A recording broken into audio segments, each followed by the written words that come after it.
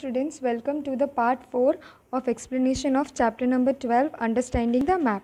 Okay, first of all we will read things to know. Okay, there are 3 main mapping institutions in India. How many main mapping institutions are there in India?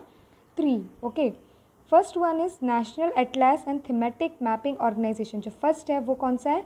National Atlas and Thematic Mapping Organization. This organization is situated इन कोलकाता. ये organisation कहाँ situated है बेटा? कोलकाता में. The second one is national remote sensing agency. Second one is national remote sensing agency. This organisation is situated in Hyderabad. This organisation is situated in Hyderabad. This organisation draws map with the help of the pictures that has been clicked by satellite. ये जो organisation है वो map कैसे prepare करती है? जो satellite के through जो भी पिक्चर्स उनके पास अवेलेबल होती है वो पिक्चर से वो मैप प्रिपेयर करती है. Third one is survey of India. This organisation is in Dehradun. ये जो ऑर्गेनाइजेशन है वो कहाँ पे है? देहरादून में है. This organisation allows for creating map. ये परमिशन देती है मैप क्रिएट करने के लिए और उनके यूजेस के लिए. Maps of our text books are certified by this organisation. Maps जो हमारे टेक्स्ट बुक में हैं वो सारे किसने सर्टिफाई किए? यही ऑर्गेनाइजेशन ने सर्टिफाइड किए हैं. Okay, now let us move to components of map. Okay, we'll move to components of map. There are 3 main components of map. How many main components of map? 3.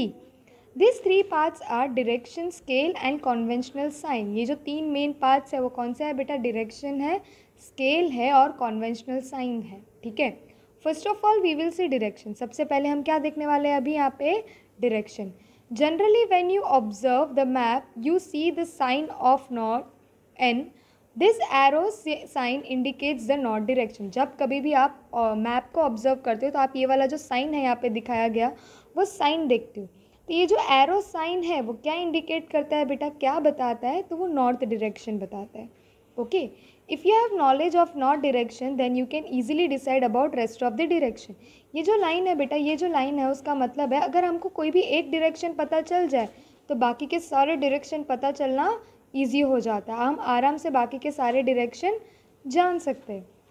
If you stand facing the rising sun then that time north direction will be at your left hand side and south direction will be at your right hand side while west direction will be at your back and east is in the front. अगर कभी भी आप सन जहाँ से rise होता है वो वाले साइड को फेस करते हुए खड़े रहोगे. कौन सा साइड? स्टैंडिंग जहाँ से सन राइज हो रहा है उसको फेस करके आपको खड़े रहना है. तो आपका जो लेफ्ट हैंड साइड होगा बेटा वो नॉर्थ डायरेक्शन होगा, राइट हैंड साइड होगा वो आपका साउथ डायरेक्शन होगा. आपका जो बैक साइड होगा वो कौन सा होगा? West direction. और आपका जो फ्रंट होगा वो क्या है? East direction.